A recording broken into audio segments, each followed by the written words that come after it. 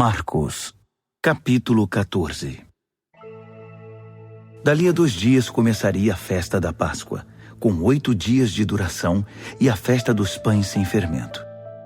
Os principais sacerdotes e líderes religiosos estavam procurando um modo de prender Jesus e matá-lo. Eles concordaram em que não deveriam fazer isso durante a semana da Páscoa. "Não queremos iniciar uma guerra", disseram. Jesus estava em Betânia como convidado de Simão, o leproso. Enquanto jantava, uma mulher apareceu com um frasco de perfume muito caro. Abrindo o frasco, ela derramou o perfume sobre a cabeça de Jesus. Alguns convidados ficaram indignados. "Que desperdício! Esse perfume poderia ser vendido pelo valor do salário de 1 ano e o dinheiro distribuído entre os pobres." Eles fuzilavam a mulher com os olhos. Jesus, porém, disse: "Deixem-na em paz. Por que vocês a incomodam? Ela acaba de fazer algo tão maravilhoso para mim. Os pobres estarão sempre aí, todos os dias, mas eu não. Sempre que quiserem, poderão fazer algo por eles, mas não para mim. Ela fez o que pôde, quando pôde. Ungiu meu corpo para o sepultamento. Tenho certeza de uma coisa: em qualquer lugar do mundo em que a mensagem for pregada, o que ela fez aqui será lembrado e admirado." Então Judas Iscariotes, um dos 12, procurou o sacerdote principal, determinado a trair Jesus. Eles mal podiam acreditar no que ouviam e lhe prometeram uma boa recompensa. Ele ficou apenas esperando o momento certo de entregá-lo. No primeiro dia da festa dos pães sem fermento, dia de preparar o sacrifício da Páscoa, os discípulos perguntaram a Jesus: "Onde queres que preparemos a ceia da Páscoa?" Ele orientou 2 dos discípulos. "Vão para a cidade. Um homem com um jarro de água encontrará vocês. Sigam-no. Perguntem ao proprietário da casa em que ele entrar. O mestre quer saber em qual aposento ele poderá comer a ceia da Páscoa com seus discípulos. O homem mostrará a vocês uma sala no 2º andar, espaçosa, limpa e arrumada. Façam ali os preparativos." Os discípulos foram para a cidade e tudo aconteceu como ele lhes dissera. Eles prepararam ali a refeição pascal. Depois do pôr do sol, ele chegou com os 12. Quando estavam à mesa, Jesus disse: "Tenho algo difícil, mas importante a dizer. Um de vocês me trairá. Alguém que, neste momento, come comigo." Chocados, começaram a dizer um após o outro: "Eu não!" Ele respondeu: "É um dos 12, alguém que come sempre comigo. O Filho do Homem sofrerá a dor da traição, já prevista nas Escrituras. Até aí nenhuma surpresa. Mas ai do traidor do Filho do Homem. Melhor que ele nunca tivesse nascido." Durante a refeição, depois de tomar o pão e abençoá-lo, Jesus o partiu, deu-o aos discípulos e disse: "Tomem, isto é meu corpo." Tomando o cálice e dando graças a Deus, entregou-o a eles também, e todos beberam.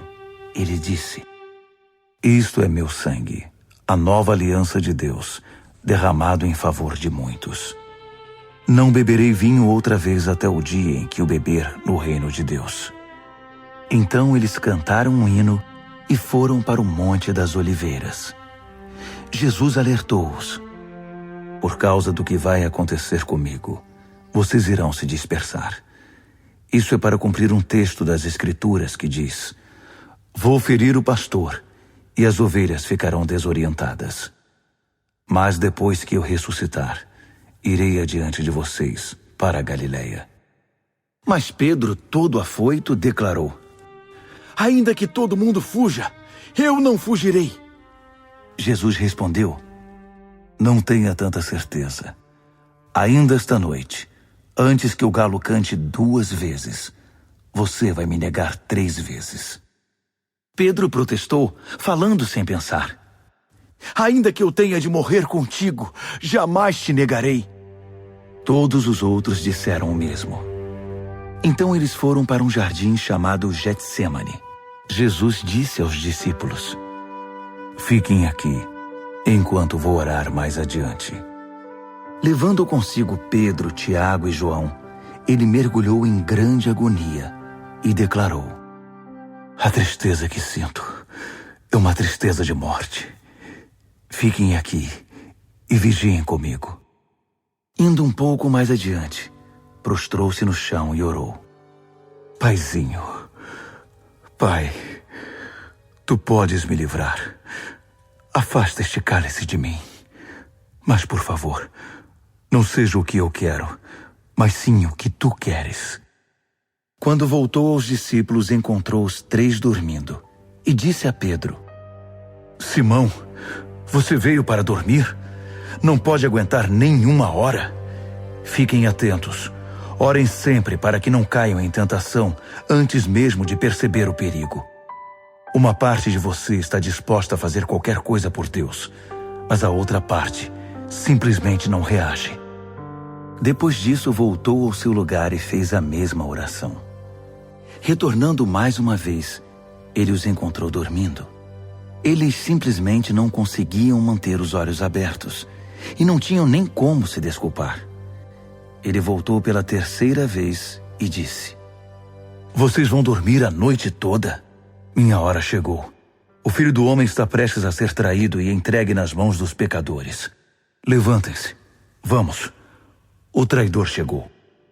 Ele mal acabou de falar e Judas, do grupo dos 12, apareceu, acompanhado por um bando de maus elementos enviados pelos principais sacerdotes, líderes religiosos e demais líderes. Eles traziam espadas e paus. O traidor havia combinado um sinal com eles. Aquele a quem eu beijar é o procurado. Prendam-no. Não o deixem fugir. Ele foi direto a Jesus e o beijou, dizendo: Mestre. Os homens então o prenderam com muita brutalidade. Mas um dos que estavam com Jesus desembainhou a espada e atacou o servo do sacerdote principal, cortando-lhe a orelha. Mas Jesus reagiu. O que é isto? Vieram me buscar com espadas e paus, como se eu fosse um bandido perigoso? Dia após dia estive ensinando no templo, e vocês nunca moveram um dedo contra mim. Vocês acabam de confirmar os escritos proféticos. Nessa hora, todos os discípulos já haviam fugido. Um jovem seguia o grupo de longe. Tudo que ele trazia sobre o corpo era um lençol. Alguns daqueles homens tentaram agarrá-lo, mas ele escapou. Fugiu nu, deixando o lençol para trás. O grupo que prendeu Jesus levou-o ao sacerdote principal, que estava reunido com os principais sacerdotes, líderes do povo e líderes religiosos. Pedro os seguira a uma distância segura. Quando chegaram ao pátio do sacerdote principal, ele se misturou com os servos e foi se aquecer perto da fogueira. Os principais sacerdotes, conspirando com o concílio judaico, tentavam achar acusações contra Jesus para condená-lo à morte. Não encontraram nada. Muitos davam falso testemunho, mas um depoimento contradizia o outro. Alguns homens apareceram com esta história: Nós o ouvimos dizer: Vou derrubar o templo, construído com tanto esforço, e em 3 dias construirei outro, sem ao menos erguer a mão. Mesmo assim, não havia plena concordância entre os relatos. Nesse momento, o sacerdote principal levantou-se e perguntou a Jesus: O que você tem a dizer dessa acusação? Jesus não deu resposta. O sacerdote principal insistiu, mudando a pergunta: Você é o Messias, o Filho do Deus bendito? Jesus foi direto: Sim, eu sou, e você mesmo verá. O Filho do Homem assentado à direita do Todo-Poderoso, vindo nas nuvens do céu. Nessa hora, o sacerdote principal perdeu a compostura. Rasgando a própria roupa, gritou: Ouviram isso? Acham que precisamos de mais testemunhas? Vocês testemunharam a blasfêmia! Vão deixar que isso fique assim? Por unanimidade, eles o condenaram, e foi sentença de morte. Alguns começaram a cuspir nele. Vendaram-lhe os olhos e batiam nele, provocando: Quem bateu em você? Profetize! Os guardas levaram-no dali, sem interromper o espancamento. Enquanto isso, Pedro estava no pátio. E aconteceu que uma das empregadas do sacerdote principal, vendo Pedro se aquecer ali, olhou para ele e disse: Você estava com Jesus, o Nazareno? Mas ele negou. Não sei do que você está falando. Quando ele passou pelo pórtico, um galo cantou. A moça apontava para ele e dizia aos que estavam por ali: Ele é um deles, tenho certeza. E Pedro negou mais uma vez. Pouco depois, as pessoas ali começaram a insistir. Você tem de ser um deles. Está na cara que você é Galileu. Então Pedro ficou muito nervoso e jurou: Nunca vi esse homem de quem vocês estão falando. Na mesma hora, o galo cantou pela segunda vez. Pedro lembrou-se do que Jesus dissera: Antes que o galo cante 2 vezes, você vai me negar 3 vezes. Sem se conter, desabou a chorar.